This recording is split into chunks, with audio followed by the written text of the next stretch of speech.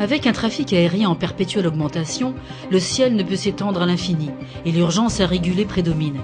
Pour orchestrer tous ces vols et déplacements, pour assurer leur cohérence et leur sécurité par tous les temps, une organisation veille, toujours présente et réactive, c'est celle du contrôle de la navigation aérienne.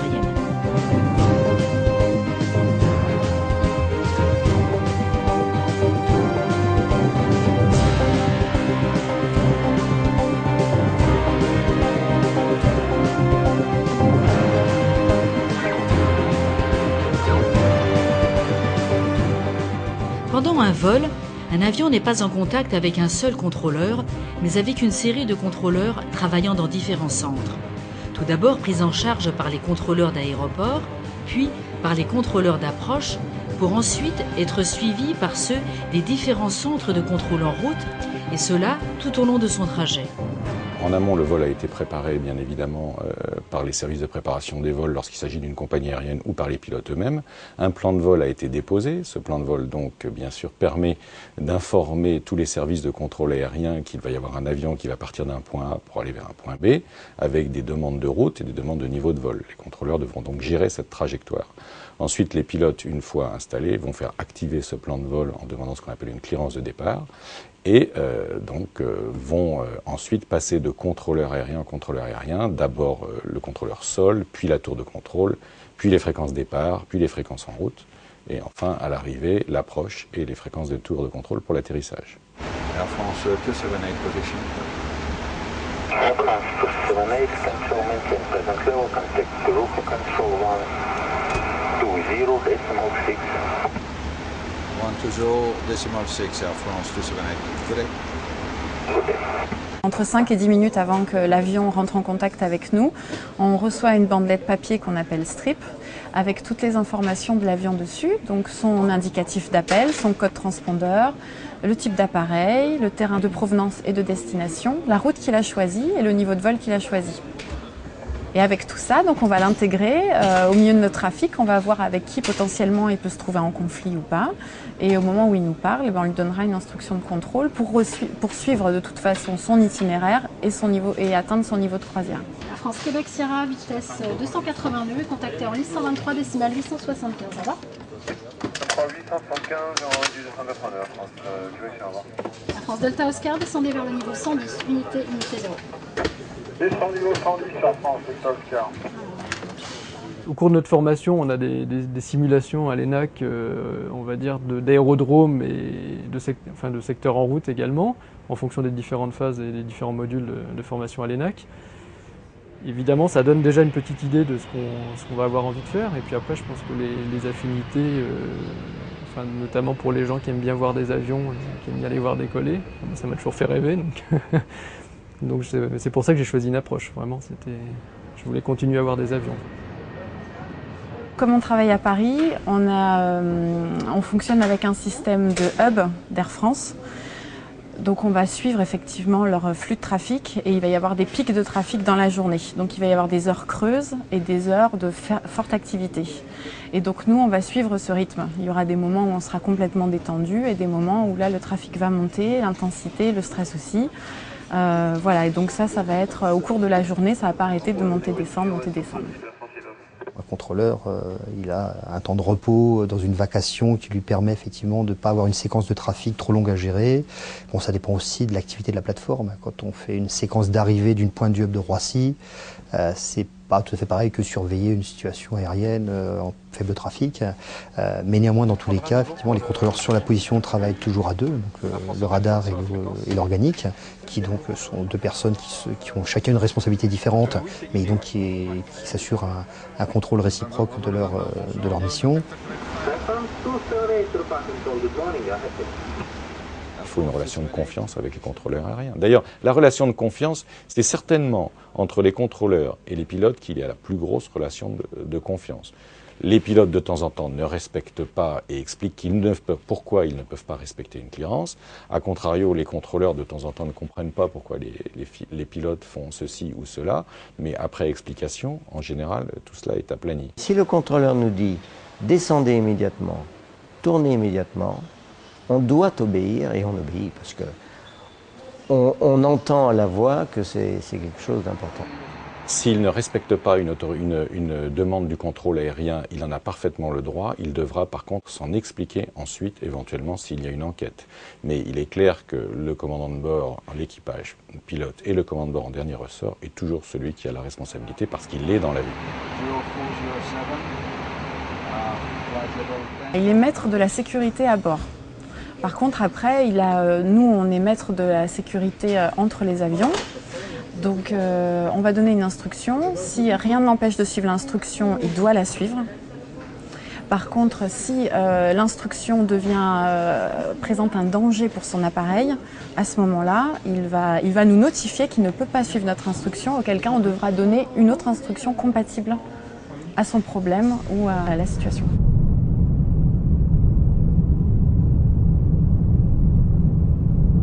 Ici, c'est son mode C, c'est son code transpondeur qui nous indique son altitude. Donc c'est le niveau 140 et l'indication de tendance en train de descendre. Non, 282 mètres. S'il est stable, il y a un petit trait comme ça.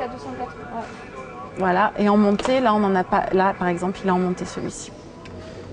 Alors il y a certains appareils qui sont blancs et d'autres qui sont gris. Ça c'est un tricouleur. Les blancs, ça va être les appareils que nous on va prendre en fréquence, à qui on va parler.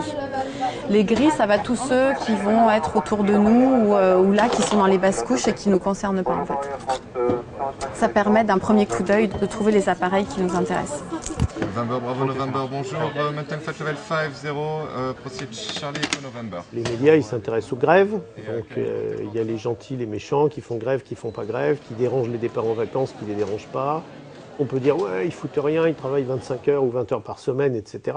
Bon, maintenant, il faut être devant un écran pendant des heures, à essayer de comprendre ce qui vous arrive du secteur d'avant de contrôle, à comprendre ce qu'on va envoyer au secteur d'après de contrôle, avoir une vraie représentation, ne pas avoir d'évasion de pensée vers autre chose. Ça demande une concentration terrible, et si on se plante, on peut tuer 200, 300, 400, 500 personnes. Technique, humain et quotidien, ce métier s'inscrit dans l'histoire de l'aviation et en est indissociable. À la fin de la Première Guerre mondiale, pilotes et avions démobilisés sont disponibles en grand nombre. Ces pionniers vont défricher le transport commercial qui chaque année ne cessera de se développer. À cette époque-là, on est au sortir de la guerre et les équipages ont l'habitude de voler, on va dire, librement. On va créer les premières voies aériennes et on peut d'ailleurs commencer à dire la première voie aérienne puisqu'elle est établie sur un axe nord-sud qui traverse la France depuis la côte de la Manche jusqu'à la côte Méditerranée, fortement empruntée par les Britanniques puisque ça leur permet de rejoindre le Commonwealth, l'Afrique et même la première route aérienne va jusqu'en Australie. Et il y a sur ce tronçon Paris-Londres qui, déjà depuis 1922, représente le segment d'espace aérien le plus fréquenté. En suivant cette route, deux avions venant en sens inverse à la même altitude se sont percutés. Et on a eu le premier gros accident de l'histoire. Et donc on a mis en place un règlement parce qu'il a répondu à un réel besoin qui a été de séparer une trajectoire nord-sud d'une trajectoire sud-nord. On a là défini ce que nous appelons un espace aérien contrôlé. Et à l'intérieur de l'espace aérien contrôlé, le contrôleur contrôle. En dehors de l'espace aérien contrôlé, il fournit les informations de vol et les équipages les prennent en compte pour assurer leur sécurité. Par contre, pour pénétrer dans la voie aérienne, il faut une autorisation. L'État va très rapidement équiper un certain nombre d'aérodromes de phares, comme des phares maritimes, et ce sera des phares aéronautiques, qui vont fonctionner pendant 2-3 heures au coucher du soleil et qui vont aider les équipages à trouver la position de l'aéroport, se repérer et se poser. Ce réseau de phares va se développer et on va avoir en France, en 1939, jusqu'à 180 phares. La Seconde Guerre mondiale a généré des moyens de radionavigation extrêmement importants. Et donc ils vont tomber en désuétude, mais pas partout. On va regarder sur les aéroports, toujours dans ce rôle d'identification de l'aéroport avec la lettre Morse, jusqu'à la fin des années 60-70. L'embryon d'un contrôle, c'était l'installation des goniomètres.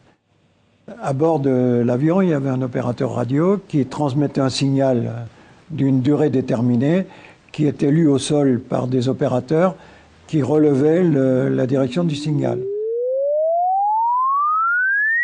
Les opérateurs radio qui vont travailler sur ces goniomètres vont aussi sauver des équipages qui ont un problème moteur, qui émettent leur SOS. SOS, c'est du morse à cette époque-là. Équipage et pilote discutent en morse. Et petit à petit, les équipages vont se rendre compte que ce personnel au sol est bien utile, notamment pour sauver sa peau. Et donc, petit à petit, eh bien, on va s'apercevoir qu'on a besoin d'un certain nombre d'opérateurs radio en morse, qui vont, après la guerre, et ultérieurement s'appeler des contrôleurs aériens. Pendant la Seconde Guerre mondiale, on va avoir besoin de poser énormément d'avions d'armes en Afrique du Nord, en Europe, et on ne va pas pouvoir continuer à travailler avec un système où les pilotes survolent l'aérodrome, disent « Ah tiens, je me pose en tel sens, etc. » Là, ça devient un système industriel où les avions sont cadencés et on les pose. Et donc, c'est là qu'apparaît la fonction tour de contrôle, c'est-à-dire un bâtiment en hauteur, un contrôleur en haut qui voit son trafic aérien sur l'aéroport et qui voit son trafic en tour de piste et qui va donner des consignes aux avions. À cette époque, le contrôle se cherche, et en tout cas cherche la méthode de travail. Il y a eu des essais qui s'inspiraient de ce que les cheminots faisaient dans le chemin de fer, avec une représentation par un trait sur un graphique qui permettait d'estimer à quel endroit et à quel moment il pouvait y avoir croisement entre deux avions, donc risque de collision. Une représentation plus connue, issue des militaires, a été ce qu'on appelle la table de plotting. Pendant la bataille d'Angleterre en 1940, les escadrilles qui étaient mises en cause étaient représentées par un plot avec une flèche qui donnait la vitesse, et tous les quarts d'heure on bougeait la position des différents ou assaillants ou défendeurs. Il y avait une méthode qui était utilisée aux États-Unis, le strip, avec des bandes de papier, donc chaque bande de papier représente un avion. Et en ayant un peu d'entraînement, on sait lire les strips et on sait voir quels avions vont se trouver en conflit les uns avec les autres. C'est entre 1952 et 1955 que le choix a été fait partout de retenir le système du strip. Le contrôle aérien aux États-Unis existait avant la guerre de 40. Le contrôle aérien en France, vous dites, est à base de radiotélégraphie, mais déjà les Américains avaient quelque chose de beaucoup plus élaboré. Le radar n'a été utilisé en France que pour les besoins militaires avant la guerre, avant 40. Et lorsque, en 45, les Alliés nous ont fait bénéficier de leur technique, ça a été là aussi une découverte. Army anti-aircraft defenses around an industrial center constantly send out radar pulses. Defenses like this helped win the Battle of Britain. Enemy target detected. The pulses echo back.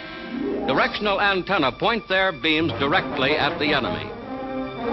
Orly était l'endroit où les Américains, au moment de la libération de la France, ont implanté un centre qu'on a appelé le JATC, le Joint Air Traffic Control Center, qui leur permettait de gérer le trafic essentiellement transport qui était extrêmement dense au nord de la France.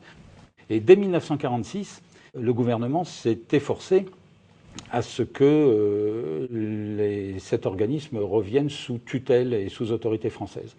Et ça a été chose faite en 1947, où les Américains ont laissé hommes et matériel et méthode de travail ici. Donc ceci est devenu le premier centre de contrôle régional nord implanté à Orly, et il y est demeuré jusqu'en 1959 avant d'être transféré à l'emplacement actuel qu'il occupe à Athis-Mons. L'ENAC n'existait pas à l'époque. Donc j'ai été recruté directement par petite affiche en 1946, à l'époque où l'aviation civile en France recommençait à fonctionner. Un accident va accélérer l'ouverture de nouveaux centres. Le 11 janvier 1947, à la suite de multiples déroutements dus à la météo et un trafic relativement important, un DC-3 d'une compagnie aérienne britannique s'écrase sur les côtes anglaises. Il se trouve que l'administration française avait besoin de trouver des crédits pour les centres de contrôle. Donc on s'est servi de cet incident pour donner un peu d'emphase à la demande. Le radar représente un bond en avant à cette époque, puisqu'il permet pratiquement de diviser les espacements par 2 entre les aéronefs. Au début, pour savoir si telle image radar, tel plot sur le radar, c'était tel avion, il fallait lui demander de virer pour voir si l'avion virait, et s'il virait pas, c'était pas le bon. La fin des années 50, c'est l'apothéose de l'avion à hélice, de superconstellation, qui va à peu près partout sur la planète à des vitesses un peu supérieures à 500 km/h. Et à la fin des années 50, 1959-1960, apparaissent les premiers avions à réaction qui, eux, vont voler quasiment à 1000 km/h, donc 2 fois plus vite. Et là, on ne peut plus travailler sans voir les avions. Il est urgent d'avoir une image de façon à savoir où est l'avion, parce qu'il va vite, il va vite. Et donc, il faut changer radicalement les méthodes de travail, donc avec un radar. Et en France, la chance qu'on aura eue, on a eu des informaticiens de génie qui ont proposé très tôt de greffer un peu l'électronique à une époque où les ordinateurs ont très peu de capacité. On entre au début des années 1960 dans l'ère de l'informatique. On va dans le nouveau centre régional Nord qui est donc installé à Athis-Mons y implanter le premier COTRA. COTRA d'abord a consisté à imprimer les strips. C'est donc l'information de base sur laquelle les contrôleurs travaillent. Et puis ensuite, il y a eu l'arrivée du radar secondaire. En 1966-1967, on aura, en plus du radar primaire, introduit un nouveau dispositif tout à fait actif dans l'avion qu'on appelle le transpondeur et qui envoie un signal au sol. Alors, on va avoir une image radar renseignée, c'est-à-dire que dès cette époque, le contrôleur peut avoir sur une étiquette l'indicatif de l'avion qui apparaît sur son écran radar. 1965, donc initialement prévu pour partir au centre de contrôle régional à Athis-Mons, nous arrivons à Aix-en-Provence, il n'y avait pas de radar. Donc il a fallu apprendre le contrôle, on avait déjà un petit peu appris, mais enfin c'est vrai que le contrôle aux procédures. Le contrôle aux procédures, c'est une aventure absolument extraordinaire. Nous avions des grands tableaux où nous avions les fameuses bandes de progression, les strips. Et sur le strip, nous marquions tout ce que nous disait le pilote. Enfin, on avait le plan de vol, on savait par où devait passer l'avion. Il fallait que vous ayez une représentation mentale avant qu'il y ait le radar. Une fois que le radar est arrivé, évidemment, ça a été l'éclaircie, parce qu'effectivement, on voyait, on pouvait situer les avions, et c'est là que l'on voyait que ce qu'ils nous disaient, les positions qu'ils nous donnaient, étaient souvent approximatives. On ne se rendait pas vraiment compte souvent. Je pense qu'il a dû y avoir des choses, il a dû se passer des choses, mais comme on ne voyait rien, on n'avait pas de radar, donc on ne savait pas vraiment. Donc il n'y a que quand vraiment c'était trop gros, et que les deux avions se voyaient, là effectivement, mais c'était quand même assez rare. Mais la seule fois où on savait qu'il y avait eu un problème, c'est quand les pilotes nous le disaient. Parce que les yeux, c'était les seuls à avoir des yeux. Il faut noter que les radars sur lesquels le système de contrôle civil s'appuie sont en grande partie des radars militaires. Notre réseau et nos radars permettent de détecter des aéronefs coopératifs comme non coopératifs et de pouvoir les localiser. Et qui dit les localiser, pouvoir donc les suivre et les intercepter, alors que le contrôle civil est plus dans une optique de travailler avec des avions qui coopèrent, qui sont là de façon totalement pacifique et qui veulent rejoindre un point A, un point B, en s'intégrant dans un trafic, en dialoguant avec le contrôle. L'ensemble de l'architecture informatique civile, COTRA, est connecté au réseau militaire, le STRIDA, et donc la défense, à partir de ces années 72-73, dispose de la visualisation complète du trafic civil. Les contrôleurs aériens, même après-guerre, étaient une population remuante parce que ils n'étaient pas très bien payés à l'époque. Ils avaient souvent un deuxième job pour arrondir les fins de mois. Et les gouvernements, ça leur déplaisait fortement. On est aussi au moment de la guerre froide. Alors, la gestion espace aérien, c'est aussi les radars, c'est des installations qui doivent tourner. Les civils doivent pouvoir renseigner les militaires en permanence, quels sont les avions qui sont en l'air, etc. Et donc la tendance a été le plus souvent possible d'empêcher les agents de faire grève. Alors avec différentes formes de réquisition. Et en 64, il y a un ministre qui propose, écoutez, je vous paye plus et je vous retire le droit de grève. Et là, avec l'interdiction de faire grève, les dirigeants ont eu tendance à imposer leur point de vue jusqu'au moment où ça a pété. Ça a pété, où les gens ont dit, malgré l'interdiction de grève, on va faire quelque chose. Ça se produit au début des années 70, au moment où justement on peut dire que le transport aérien public est en plein essor. C'est vraiment l'époque où on commence à voir des avions de grande capacité se développer, où le ciel devient très chargé et où interrompre le fonctionnement du transport aérien au-dessus de la France, c'est compliquer la vie de toute l'Europe.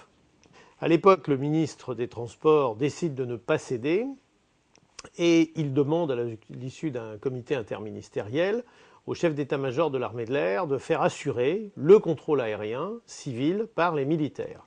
Contrôle militaire, CM Clément Marot. Ça s'appelle le plan Clément Marot. Et en quelques jours, les militaires qui à l'époque sont équipés de moyens de contrôle extrêmement rustiques et extrêmement réduits doivent prendre en main tout le contrôle du survol et des approches et des départs. Et un jour, au-dessus de Nantes, la balise Novembre Tango Sierra, 2 avions entrent en collision, un avion d'Iberia, un DC-9 et un Coronado d'une compagnie espagnole qui s'appelle Spantax. C'est une catastrophe majeure et tout s'arrête. Parce que les procédures mises en œuvre par les contrôleurs militaires, qui sont des très bons contrôleurs au demeurant, ne sont absolument pas adaptées au type de contrôle qui est nécessaire pour un flux pareil d'avions civils qui n'ont pas du tout les mêmes missions et les mêmes méthodes de travail que les avions militaires. Ça nous a marqué tous, enfin, tous les gens de mon époque ont été marqués par cette affaire de plan Clément Marot. Le contrôle aérien, ça ne s'improvise pas. Et en particulier les contrôleurs aériens militaires, même si certains d'entre eux exercent un métier qui, par certains aspects, s'apparente de très près au contrôle aérien civil, c'est quand même pas la même chose. Il y a ce que nous on appelle la qualification, donc la qualification sur un secteur donné, sur un centre donné, et qui ça prend des années. On ne peut pas dire à un contrôleur qualifié à un endroit, bah, demain tu vas travailler à tel endroit, et pas sans conséquence. Le temps de formation sur Orly actuellement est de 3 ans à 3 ans et demi. On ne fait pas de remplacement d'un terrain à l'autre. Et quand on est muté d'un terrain à l'autre, on refait une formation globale sur ce terrain, comme un stagiaire qui sort de l'école. À l'époque, après la catastrophe, je me souviens, invitation à 6h du matin au secrétariat d'État au transport, quai Kennedy, réunion avec le ministre Robert Gallet, le général Grigaud, chef d'état-major de l'armée de l'air, explication, pas du tout, c'est une erreur, les avions n'ont pas fait ce qu'on leur a dit, de toute façon on va faire la clarté sur tout ça. Moi j'ai eu le plan Clément Marot entre les mains. J'étais déjà aviateur et je m'intéressais déjà à tout ça de près et c'était évident, si vous voulez, que ces procédures étaient totalement inadaptées à de pareils flux de trafic. La grève s'est poursuivie, le contrôle aérien est resté bloqué, les militaires n'ont assuré que les vols des aéronefs d'État et d'urgence, mais en revanche le transport de passagers a été interrompu.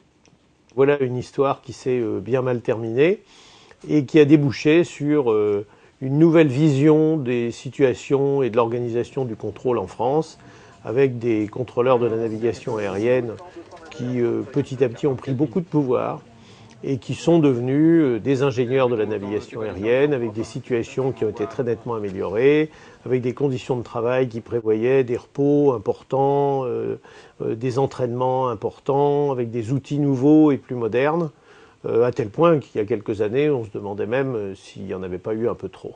Et en 1980, la question qui est posée, c'est comment récupérer ce droit de grève. Donc on va le récupérer après une série de discussions avec le gouvernement de l'époque, avec un service minimum, c'est-à-dire avec une obligation d'avoir un certain nombre de personnes au travail en toutes circonstances pour appeler ce qu'on appelait les services essentiels à l'époque. Le problème après, c'est qu'est-ce que c'est qu'un service essentiel? Et donc, je dirais qu'avec les années et les décennies, depuis 1980-1984, j'ai l'impression que les différents gouvernements ont un peu chargé la barque des exigences les jours de grève. Pendant un certain temps, j'avais une grève du matin à la fin des années 80, là, une grève du Nord chaque matin qu'il fallait gérer. Bon. Pourquoi on était autant augmenté avec l'Europe? C'est qu'on était parmi les moins bien payés en Europe, les contrôleurs, avec le trafic le plus important quand même. Hein. Même si, en tant que fonctionnaires, ils étaient bien payés. Donc, il y avait disons, des revendications salariales qui avaient une certaine justification. Alors, on répondait, oui, mais vous êtes à la fonction publique, c'est pas pareil. Et puis il y avait aussi, oui, mais vous travaillez beaucoup moins en heures de travail. Il y avait des débats où il fallait argumenter, quoi. Les catastrophes liées à des collisions en vol ou à des collisions au sol sont assez rares, mais elles se produisent. Souvent, elles se produisent parce qu'il y a des erreurs de compréhension dans l'expression, dans le vocabulaire, dans les termes employés. Par exemple, Tenerife, on employait un peu trop facilement le terme clairance, tout est keuf, clair au décollage. Et ce mot clairance, quand on l'entend, on peut croire que c'est le contrôleur qui l'a donné à un avion, on peut penser que c'est un pilote qui demande l'autorisation, la clairance au contrôleur. On a la partie vigie où on travaille essentiellement à vue. Donc on peut parler de la circulation d'aérodrome, mais pour un aéroport comme Orly, on prend en charge quand même les avions à une quinzaine de nautiques, ce qui fait un petit peu moins de 30 km. Et donc il y a quand même une partie qui s'opère au radar, notamment pour la gestion des vitesses en finale des avions. Ce jour-là, un avion s'est engagé sur une piste sans avoir compris qu'il y en avait un autre qui avait eu une clairance pour décoller. C'est ainsi qu'il y a eu cette collision qui a fait presque 580 morts, qui est la pire des catastrophes aériennes de l'histoire de l'aviation.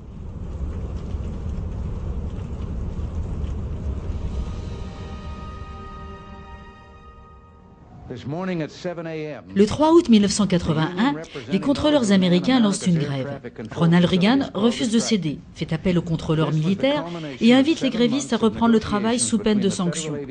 Une menace qu'il applique en licenciant un peu plus de 11 000 contrôleurs aériens. Reagan, donc, pour marquer le coup, c'est un républicain, décide de licencier. Il va marquer le coup durablement aux États-Unis parce que pas mal de gens vont quand même être impressionnés. Et par contre, il va se faire un peu intoxiquer parce que il demande une automatisation radicale du contrôle aérien et les gens les plus autorisés lui répondent non, on n'y croit pas, ça ne tient pas la route. Et il va aussi solliciter des industriels qui vont dire oui, on peut vous faire un projet. Et ça va traîner, et finalement il n'y aura pas d'automatisation intégrale du contrôle aérien aux États-Unis, mais il faudra une dizaine d'années aux autorités américaines pour en prendre conscience. Ouais. Qu'est-ce qu'il faut? Supprimer un système qui arrive à un degré de qualité considérable. La capacité de réaction de l'humain à l'inattendu restera toujours quelque chose, et je crois encore pour longtemps, dont on ne saura pas se passer, parce que on ne sait pas le faire techniquement. Il faut que les automatismes soient des aides tant pour les contrôleurs aériens que pour les pilotes. Il ne faut pas que les automatismes prennent le pouvoir parce qu'à ce moment-là, on sort les pilotes de la boucle, ils deviennent spectateurs de ce que font leurs avions et ils ne sont plus suffisamment impliqués au moment où il faut récupérer les soucis dus à ces automatismes. J'aimerais continuer à voler dans des avions où il y a des pilotes et j'aimerais que dans les centres de contrôle, il y ait quelques hommes et femmes à côté des ordinateurs. On s'est aperçu qu'avoir des gros calculateurs qui rendaient un service admirable, si on perdait un calculateur, si on perdait sur une panne, on perdait tout. Et donc, on va mettre en œuvre une nouvelle architecture qui est basée sur des petites machines en plus grand nombre et qui rendent le dispositif moins sensible à la panne. Au début des années 80, la panne était quelque chose de quasi quotidien. On travaillait, l'instructeur à côté du stagiaire prenait une image radar pour lui et on éteignait la lumière. T'es en panne et pendant quelques minutes on travaillait de cette manière-là.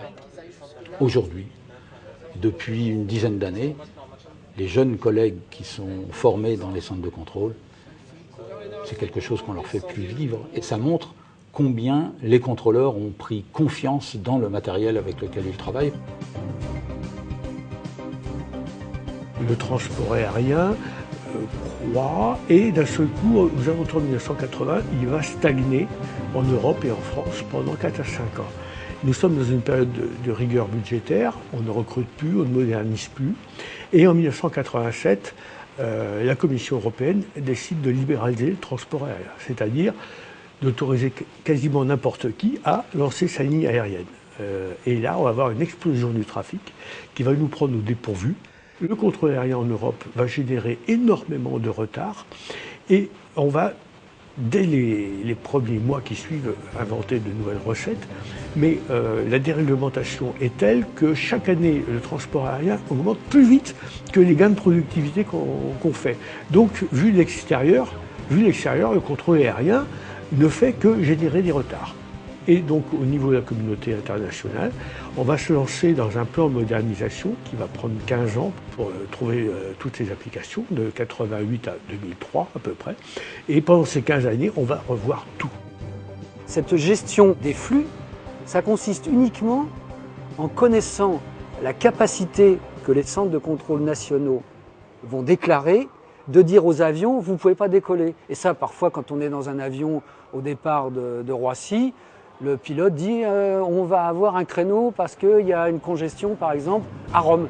Et donc, alors on dit que c'est de la faute à Bruxelles, de toute façon c'est toujours la faute à Bruxelles, mais là c'est précisément, c'est pas de la faute à la Central Flow Management Unit, elle ne fait que constater que par exemple il y aura trop de trafic à Rome et que tous les avions partout en Europe qui vont aller atterrir à Rome doivent être séquencés et donc avoir du retard. Et l'ensemble des mesures va en 2000-2003 faire en sorte que il n'y aura pratiquement plus de retard lié au contrôle aérien. Eurocontrol avait été créé pour prendre la responsabilité du contrôle. On ne lui a jamais vraiment donné. Et par contre, quand il a fallu donner à quelqu'un cette responsabilité opérationnelle de plus en plus importante, c'est à Eurocontrol qu'on l'a confié. Dans les années 60, c'est un directeur de la navigation aérienne en France qui était un visionnaire. C'était à l'époque où arrivaient les avions à réaction. Donc ces avions à réaction allaient devoir voler dans un espace aérien où jusqu'à présent, il n'y avait que des militaires. Et il y a eu cette vision que pour partager cet espace, il ne fallait pas le faire au niveau national, il fallait le faire au niveau européen. On n'était pas très loin après la guerre.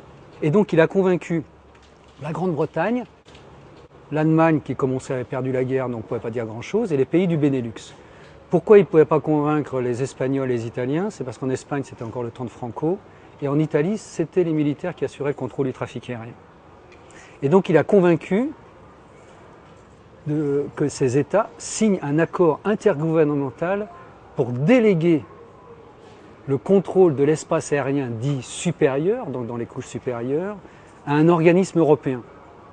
En Grande-Bretagne et en France, les militaires ou au nom des militaires, des gens ont dit mais on ne peut pas déléguer un espace aérien qui relève de la souveraineté nationale à un machin. Vous savez, à l'époque, il y avait un président de la République qui parlait des machins, un machin européen. Donc dès le lendemain de la signature, les Français et les Britanniques ont dit non, non, on a signé, mais on veut une exception pour garder le contrôle de l'espace aérien supérieur. L'un des gros problèmes de l'unification du ciel européen, c'est le problème des redevances. Si vous unifiez, c'est-à-dire si vous faites des trajets directs au lieu de faire des trajets qu'on peut appeler schématiquement en zigzag, vous allez arrêter de survoler certaines portions de l'Europe, par exemple, certains morceaux de l'espace aérien européen, et comme les redevances vont aux organismes au sol en fonction des trajets de survol, vous allez priver de redevances certaines nations. Ça a été l'un des freins à l'unification du ciel européen. Il faudrait faire un ciel unique, une redevance unique, et puis après ça, on partage, alors au prorata de quoi? Le problème va aussi se poser, là. D'accord, on fait le ciel unique, très bien. Une redevance unique pour aller de Madrid à Stockholm, d'accord. Et après ça, comment répartit-on les redevances qui tombent? C'est un des grands sujets. Le sujet est d'abord économique, c'est évident. Dans les années passées, on payait des redevances d'atterrissage qui finançaient plus ou moins les redevances de contrôle à l'approche, à l'arrivée, à l'atterrissage ou au départ. Le contrôle en route n'était pas pris en compte. On est passé à un univers qui n'a plus rien à voir. C'est un univers de très grande technologie et de terribles compétences. Il n'était plus imaginable, surtout dans un monde de revendications sociales, car les contrôleurs, à une époque, ils ne coûtaient pas cher du tout, mais maintenant, ils coûtent cher. Les centres de contrôle coûtent cher, le matériel coûte cher, les recherches coûtent cher, etc. Il fallait bien que ça soit payé un jour ou l'autre par quelqu'un, donc c'est les passagers qui payent. Ce qui n'a rien d'aberrant, si vous voulez. Est-ce que c'est cher? C'est cher, mais enfin, comme personne n'a envie de mourir, tout le monde trouve que ça a quand même une logique. Pour ce qui est de la souveraineté dans l'espace aérien, c'est vraiment une affaire d'État, c'est un aspect régalien de chaque État d'avoir l'autorité sur son ciel. La France est dotée d'une structure de défense aérienne nationale, en propre, c'est le poids de l'histoire de l'après-guerre, alors que les autres pays de l'Europe ont confié à l'OTAN, ont confié à la structure de défense commune le soin de protéger les espaces aériens. Nos pays voisins sont beaucoup plus intégrés dans l'OTAN que nous le sommes. Nous avons gardé une petite particularité française, qui est une défense aérienne totalement intégrée, autonome, connectée à nos voisins de façon à obtenir le préavis d'arrivée d'un aéronef, de la même façon que nous donnons aussi nos informations aux pays voisins, mais nous avons un système très réactif avec des avions qui sont sur les 4 plots de défense aérienne, capables de décoller en 7 minutes après le déclenchement, alors que le standard de l'OTAN et le standard de nos voisins sera plutôt des avions capables de décoller en 15 minutes.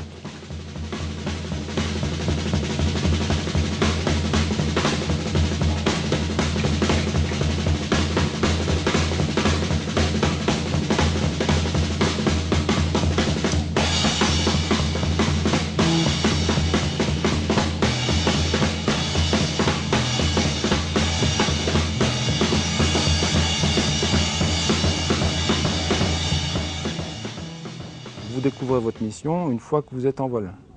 Donc ça demande quand même beaucoup de réactivité et d'adaptation. Si on a du préavis, le pilote peut décoller en 2 minutes. Ensuite, ce sont les temps de trajet en avion. Avec un chasseur, vous volez pratiquement à la vitesse du son, donc vous pouvez vous transposer d'un endroit à un autre très très rapidement. Donc au niveau des temps de réaction, c'est très court. L'avion militaire qui décolle affiche un code transpondeur particulier qui lui donne la priorité dans le ciel. Donc ce code particulier est vu par les contrôleurs civils qui déjà visualisent la trajectoire de cet avion, et les contrôleurs militaires donnent aux contrôleurs civils l'ensemble des informations de trajectoire, d'altitude à laquelle va monter cet appareil, de façon à coordonner au mieux. Alors ici, on va avoir un décollage sur le alerte, vent 140 degrés, une frappe d'un démarrage Yankee, 07. qui part avec Riesling, transpondeur 46-47, qui montera 3000 pieds, au cap 040, 040. Ok, merci, à tout à l'heure. C'est la tour de contrôle qui nous prend en charge, qui nous fait décoller. Et ensuite, sur la même radio, on a quelqu'un qui est localisé à Charles de Gaulle, à Charles de Gaulle, qui lui va se charger de nous faire passer un petit peu entre les gouttes du trafic aérien parisien, qui est relativement dense, même si en regardant dehors, il n'y a pas beaucoup d'avions qu'on peut voir. Au final, en l'air, il y a beaucoup de gens. C'est pas notre quotidien, mais ça arrive assez fréquemment, oui. Des assistances en vol, d'avions qui sont prisonniers au-dessus des nuages et qui n'ont pas les instrumentations nécessaires pour venir se poser, des gens qui sont perdus, des gens qui ont commis des infractions, notamment des survols de zones interdites, de centrales nucléaires ou de points sensibles. Ça, très fréquemment, oui. Lors d'une de mes permanences, un avion d'une compagnie russe est arrivé dans le ciel français sans contact radio. Il venait de traverser toute la Suisse sans contact radio, donc comportement plutôt anormal, qui pour nous pourrait être le premier signe d'un souci à bord. Nous travaillons en collaboration complète avec l'aviation civile. L'entité qui ce jour-là nous a prévenu que l'avion n'était pas en contact radio et qu'il n'arrivait pas à l'avoir, c'est le centre de contrôle civil. Nous faisons décoller la permanence de chasse de Orange, qui va donc rattraper cet avion Pendant tout ce temps-là, nous analysons l'ensemble des événements au moment de l'embarquement de l'avion. Les officiers renseignements qui sont au centre d'opération à Lyon construisent la situation, essayent de retracer l'historique du départ de ce vol, de façon à pouvoir se faire une meilleure idée de la situation. Pendant ce temps-là, l'avion de chasse arrive à proximité de l'avion de ligne. La situation semble calme. L'équipage est seul dans la cabine. Il n'y a pas de personnes extérieures. Il n'y a pas d'agitation. Il semble tenir à la main un bol ou une tasse de quelque chose. Donc, comme c'est un avion russe, on ne sait pas trop ce qu'ils sont en train de boire. Mais ils n'ont toujours pas de contact radio. Nous coordonnons avec l'armée de l'air espagnole de façon à ce qu'ils puissent prendre en compte cet avion. Et nous transférons l'avion au moment où nous passons la frontière. L'avion continue sa route et reprend contact radio avec le contrôle espagnol. Donc, fort heureusement, l'événement n'était pas un événement grave. Mais le comportement de l'équipage ce jour-là aurait pu être le signe d'un souci plus important qu'il fallait prendre en compte et qui nécessitait d'intervenir et d'envoyer nos moyens se faire la meilleure idée possible de la situation. Les avions militaires ont deux possibilités. Soit ils volent avec l'organisme de contrôle militaire, qui n'a rien à voir avec nous, soit ils volent avec nous en CAG, c'est-à-dire en circulation aérienne générale, donc au milieu de nos autres aéronefs, auquel cas on leur rend exactement le même service qu'aux autres aéronefs. Ça, c'est les zones militaires ou les cives. Là, en l'occurrence, c'est les zones de tour. On n'a pas le droit de pénétrer à l'intérieur, donc du coup, on voit leur plafond, 195. On sait que les avions, il faudra qu'on les descende en fonction de cette zone. Enfin, il ne faudra pas rentrer dans cette zone. Pareil, on a une petite zone ici. Bon, elle est basse, elle va qu'au 115, mais elle est, pareil, on ne rentre pas à l'intérieur. Et des fois, on a des zones qui sont plus hautes et qui sont plus pénalisantes pour nous parce qu'on n'a pas le droit du coup de tourner à droite, on n'a pas le droit de descendre des avions. Donc les espaces militaires peuvent nous causer des contraintes. Il y a eu, hélas, des catastrophes en vol relativement nombreuses, parfois liées à des mauvaises interprétations de messages de contrôle, ou comme ça s'était produit au-dessus du lac de Constance, période intermédiaire entre l'utilisation des consignes de contrôle et du système embarqué anti-collision, TCAS, avec un avion qui préfère suivre la consigne du contrôleur et l'autre qui préfère suivre la consigne de son système anti-collision. Depuis, on a réglementé et on a enfin, il était temps, décrété que en cas d'incompréhension ou de doute, c'est le système anti-collision automatique qu'il faut suivre. On a présenté au contrôleur aérien en France, dans le cadre d'une conférence, l'enchaînement de ce qui s'est passé à bord et au sol, seconde par seconde. On avait l'enregistrement dans un avion, dans le deuxième avion et devant le contrôleur aérien. Et seconde par seconde, on a pu décrire ce qui se passait, ce que comprenait l'un, ce que faisait l'autre et dont il n'avait pas conscience et comment on est arrivé jusqu'à la catastrophe. Et je peux vous dire, pour y avoir travaillé, que ce sont des moments où dans la salle, on n'entend plus un bruit. Nous, on a vraiment beaucoup investi et depuis très longtemps sur le traitement systématique de tous les incidents, avec une classification de leur gravité et des règles et des retours d'expérience à en tirer, avec des commissions locales de sécurité, des instances nationales de traitement. Donc un système très élaboré, au point qu'on en est à chercher maintenant la détection des signaux faibles, c'est-à-dire même pas aux incidents, mais aux pratiques qui pourraient être génératrices d'incidents, elles-mêmes précurseurs d'accidents. On a plusieurs outils à notre disposition. Déjà, on ne travaille pas seul, on a le collègue d'à côté, qui peut être redondant par rapport à une détection de conflit qu'on n'aurait pas vu ou mal géré. Et ensuite, on a du filet de sauvegarde, c'est-à-dire qu'on a une visualisation sur l'écran radar qui rougit, qui nous permet, c'est-à-dire que le radar va analyser les positions futures des appareils. Et si lui calcule qu'il y a un rapprochement entre deux avions, il va nous le signaler en clignotant rouge, donc ça se voit très bien sur un radar, auquel cas, soit c'est maîtrisé, vu, et c'est juste l'appareil qui déduit qu'il peut se passer quelque chose, mais nous on a mis 1000 pieds entre deux avions, il n'y a pas de souci, soit c'est quelque chose de pas détecté, auquel cas ça engendre une action de contrôle. Et ça c'est à 2 ou 3 minutes avant qu'il y ait un problème, donc on a le temps quand même de réagir. Et si vraiment, au-delà de ça, il devait vraiment se passer encore quelque chose, que ça passait tous les filtres, après, à bord des avions, il y a des appareils qui s'appellent TCAS, qui sont des systèmes d'anti-collision à bord, qui, en dernier recours, donnent des instructions aux pilotes à monter ou à descendre pour éviter la collision. Et le TCAS a été créé pour pour faire en fait une sorte de bulle autour d'un avion en déplacement. Si un intrus rentre dans cette bulle, vous avez un premier message qui est un message d'alerte, qui va vous dire attention, il y a un trafic qui n'est pas très loin de vous. Et puis si le risque de collision augmente, à ce moment-là, vous avez ce qu'on appelle un avis de résolution, c'est-à-dire que le système vous dit il faut que vous montiez ou que vous descendiez et dit en même temps une information parallèle à l'autre avion. Je ne pense pas qu'un pilote puisse dire aujourd'hui le TICAS va m'éviter une collision en vol, parce qu'on n'y croit pas à la collision en vol, parce qu'on a confiance dans les contrôleurs, on essaye de suivre les clairances qui nous sont données. Mais en revanche, c'est d'abord un meilleur suivi de l'environnement. Et deuxièmement, si par hasard il y a vraiment le coup de malchance du siècle, eh bien, il va nous sauver la vie. Au même niveau de croisière, deux avions ils doivent être séparés en latéral d'une distance de 5 nautiques. En kilomètres, je ne sais pas, ça va faire à peu près 8 km. Et en vertical, là c'est beaucoup plus précis, du coup on peut réduire cette distance. On est à 1000 pieds, donc juste 300 mètres en vertical. Les avions se passent l'un au-dessus de l'autre à 300 mètres. Ce qui est frappant dans l'aviation civile, c'est qu'un pilote va passer 40 ans à parler à des contrôleurs civils, et s'il n'a pas de lui-même l'envie d'aller voir ces gens-là, d'aller frapper à la porte d'une tour de contrôle ou d'un CCR, il n'en verra jamais un de sa vie. Quelquefois, on a des relations très bonnes, souvent, et parfois, il arrive qu'elles soient moins bonnes, qu'on ait des désaccords. On a entendu déjà sur des fréquences des contrôleurs s'engueuler avec des pilotes, et réciproquement. C'est plutôt souvent les pilotes qui engueulent les contrôleurs, d'ailleurs. Enfin bon, c'est assez rare, mais c'est arrivé. Ce qui peut générer éventuellement des tensions, comme je vous l'ai dit, c'est des actions imprévues, c'est-à-dire le pilote ne fait pas ce qu'on lui avait demandé de faire ou décide tout seul de faire quelque chose sans en aviser le contrôle.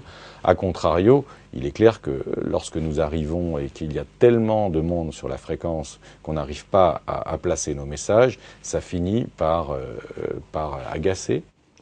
Lorsqu'on a des périodes de fort trafic, ça va pouvoir engendrer, si les régulations pré-tactiques, donc par le biais des créneaux horaires, n'ont pas suffi, ça va engendrer donc des mises en attente sur les secteurs d'arrivée. En fait, on va ouvrir ce qu'on appelle des stacks, qui sont des hippodromes d'attente, où on espace les avions les uns au-dessus des autres de 1000 pieds, ce qui fait environ 300 mètres. C'est une sorte de parking aérien, ce serait plutôt un rond-point aérien, mais étagé. Dans l'absolu, on essaye de prévoir ça et d'anticiper sur des réductions de vitesse en amont pour qu'au moment où ils arrivent, ils n'aient pas besoin ils soient en économie de carburant et qu'au moment où ils arrivent, ils n'aient pas besoin d'attente. Si on sentait qu'il allait y avoir de l'attente à l'arrivée, on annonçait tout de suite au contrôle aérien notre heure limite d'attente. Ce qui est d'ailleurs une chose après qui a été, qu'à titre personnel, j'ai utilisé aussi sur avions subsoniques, ça marche très bien. On dit voilà, il y a une attente, mais moi je vous signale qu'à partir de telle heure, je demande à dégager vers tel endroit. Ce qui fait que le contrôleur a ça en tête et généralement, soit il vous dit tout de suite, dans ce cas-là ce ne sera pas possible, il faut dégager, mais généralement il rappelle pour dire écoutez, je vous garantis une heure d'approche convenable.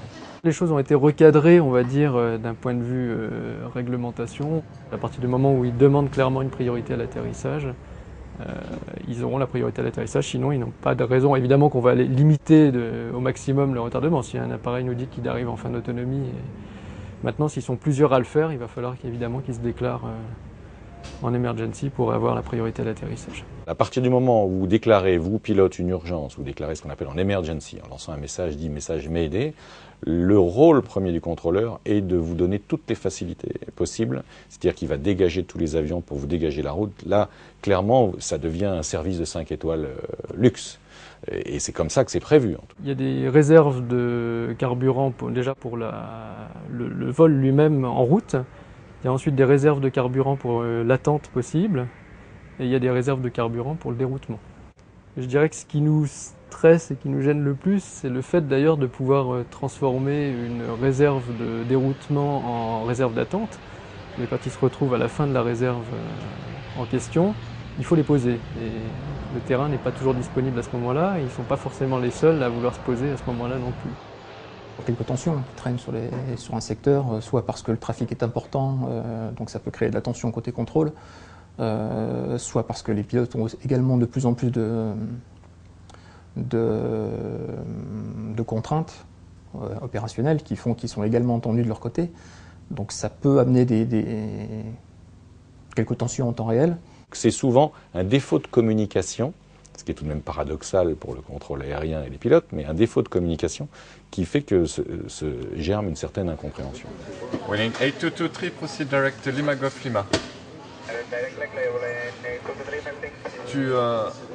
Tu peux voir pourquoi est-ce que Deauville, là, ils ne sont pas desservis? Moi, j'aime bien entendre la voix d'un contrôleur aérien. Je vous assure, c'est quelque chose de rassurant, même si parfois on sent pointer dans la voix, on arrive très vite à interpréter, même si on sent pointer dans la voix un peu d'énervement, un peu de tension, parce qu'il est en train de résoudre un problème, tout en vous répondant à vous. Il est peut-être en train de surveiller un autre problème qui est en train de se créer quelque part sur son écran. Il est des zones où on n'a pas besoin de contacter quiconque. On peut utiliser des fréquences qui sont des fréquences d'information, mais on n'est pas tenu de contacter quelqu'un dans certaines zones. Dans la plupart des espaces aériens, on peut voler librement, même des fois sans radio, effectivement, aller d'un point A à un point B pour son loisir.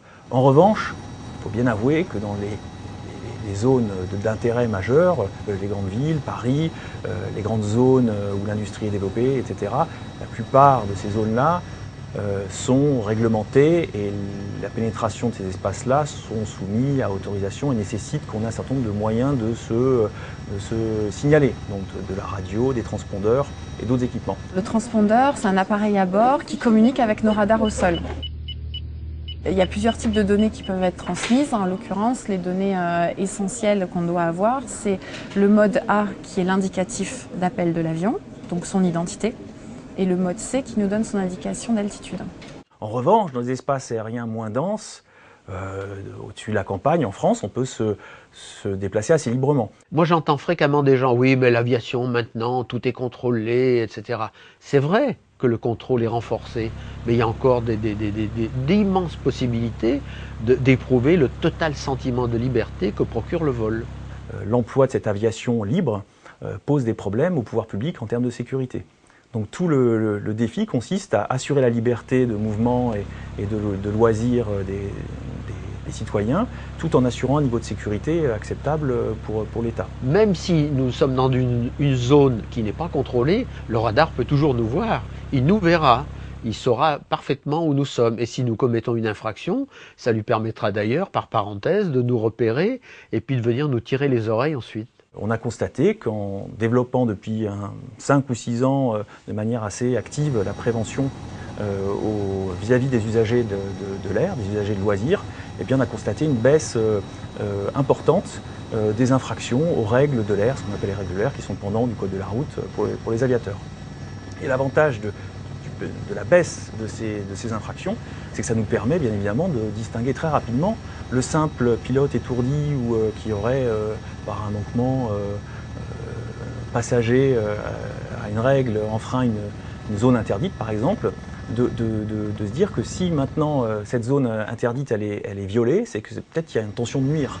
Il faut savoir utiliser un système d'armes humain qui est celui des tireurs d'élite, donc employer une équipe de tireurs d'élite qui est, le cas échéant, capable bien d'abattre un aéronef en vol ou de procéder à des mesures plus ou moins coercitives à l'encontre d'un appareil léger, puisque les hélicoptères sont à destination des appareils qui volent lentement. Un avion de tourisme, d'un point de vue sécuritaire, représente moins de menaces qu'un avion de transport qui a quelques tonnes de carburant embarqué et qui constitue une grosse menace, bien entendu. Aujourd'hui, en France, nous sommes dans un état de droit. Il est donc nécessaire de pouvoir faire face à l'ensemble des menaces qui peuvent être présentes, menace étant un terme très générique, en ayant un éventail de modes d'action. La première menace, la plus faible, ce sont des gens qui vont être simplement égarés, qui vont entrer dans des zones interdites de façon non volontaire et qu'il va falloir ramener dans le bon chemin. Ensuite, nous pouvons avoir une menace militante menace militante qui ne représente pas un danger militaire en tant que tel, mais que de la même façon que les forces de l'ordre prennent en compte les manifestations pouvant se dérouler au sol, c'est le rôle de l'armée de l'air de pouvoir prendre en compte des manifestations et des menaces militantes pouvant se dérouler en l'air, bien entendu en réagissant de façon totalement proportionnée et en limitant le niveau de violence au niveau exigé par ce qui est qu'une simple manifestation ou action militante. Après, nous avons des menaces qui ont été caractérisées à plusieurs reprises de type espionnage par la voie des airs à base d'aéronefs. Nous suivons aussi tout ce qui est menace de trafic illégaux en coopération avec les douanes et la gendarmerie. Et nous avons dans le sommet du spectre une menace militaire qu'il faut toujours pouvoir être capable de traiter, et une menace d'utilisation d'avions de ligne civile à des fins terroristes, comme malheureusement ce qui s'est fait le 11 septembre aux États-Unis. C'est pas exactement ce qui se passera dans 20 ans, mais en tout cas on se prépare à des outils modernes avec le passage au sans strip, donc on peut avoir le strip papier qui est la prochaine échéance, donc de 2015-2016 pour les centres de la navigation aérienne française. Et puis derrière, les outils qui seront forcément, qu'on ne connaît pas forcément encore. On est en mutation permanente, mais c'est vrai que là, on prépare une très très grosse mutation à travers ce fameux ciel unique et son volet technique qui s'appelle César. Le programme César, il vise déjà à améliorer les outils existants et à en créer de nouveaux pour justement permettre un écoulement plus important du trafic. Il ne faut pas se faire d'illusions. Si on cherche à faire écouler plus d'avions, à les rapprocher les uns des autres, c'est parce que, avec la croissance du transport aérien, il est évident qu'on ne peut plus se contenter de méthodes anciennes. En prenant en compte de plus en plus évidemment donc la contrainte environnementale, donc avec des profils de vol le plus lissés possible, le plus raccourci possible, un équilibre à assurer entre les contraintes de capacité et puis les contraintes économiques, puisque évidemment un retard c'est forcément une contrainte économique. Il est bien évident que si les Européens développent César aussi vite que possible, et les Américains NextGen, et s'ils se causent un peu à travers de l'Organisation internationale de l'aviation civile, c'est parce qu'ils veulent aller assez vite pour développer un système qui devienne le standard mondial, ou l'un des deux standards mondiaux, mais qui soit compatible ou capable de converser ensemble, pour que les autres pays émergents soient obligés d'adopter les mêmes procédures, les mêmes méthodes, et on va le dire, d'acheter les mêmes matériels. Si nous ne le faisons pas nous-mêmes, et vite, avec notre manière de concevoir le futur du transport aérien, nous serons condamnés à nous plier aux procédures et aux méthodes des autres et à acheter leurs méthodes de formation, leur formation et leur matériel. C'est vrai qu'il y a une espèce de rêve d'un système, une espèce d'intranet mondial dans lequel chaque avion serait connecté au système, transmettrait en permanence grâce à ses moyens de localisation satellite sa position. Toutes ces informations seraient computées par des ordinateurs centraux au sol et seraient renvoyées vers les avions qui eux-mêmes auraient une capacité de calcul pour arriver à fabriquer l'évitement, parce que le contrôle c'est l'évitement. Dans cet avenir où on pourra disposer de l'intégralité des trajectoires descendues par datalink des aéronefs, on peut imaginer alors que l'équipage aura pour consigne, dès lors que le contrôle ne vous dit rien, vous faites la trajectoire que vous avez prévue. Et donc là, on ne parlerait plus que aux avions conflictuels, c'est-à-dire à 25-30% des aéronefs. Et là, on tend effectivement vers une augmentation considérable de la capacité des services de contrôle. On sera très vraisemblablement dans du contrôle aérien classique, c'est-à-dire avec des pilotes dans les avions, des contrôleurs au sol et puis des échanges qui se feront sol-bord. Alors de plus en plus par liaison de données, donc de façon automatique, sans voix. Mais je pense qu'il y aura encore de la voix. Mais bon, après qui saura prédire comment sera fait le contrôle aérien dans 20 ans ou dans 40 ans, en tout cas pas nous ici.